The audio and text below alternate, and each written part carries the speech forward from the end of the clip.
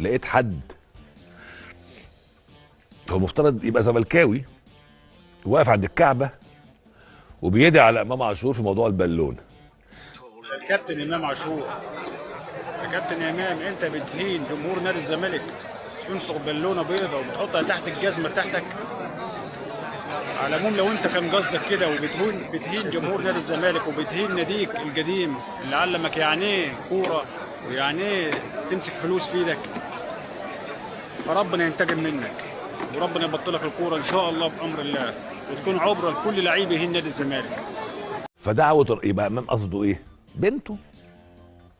صح ولا غلط؟ الراجل ده عند الكعبه ربنا يستجيب. بعدها على طول بكام يوم امام عاشور نازل على الصفحه الرئيسيه بتاعه كاس العالم للانديه، قال له ربنا ينتقم منك وتبطل كوره وتكون عبره، او لو تقصد بنتك ربنا يديك ويكرمك. اهو بيكرمه وبيديله اهو. انا لو امام من امام اوجه الشكر للراجل ده. بقول لك ايه يا تتح، عمر يا عم الناس، جالي ترطيش كلام كده انهم ناويين يخلوني امام المسجد. امام مسجد؟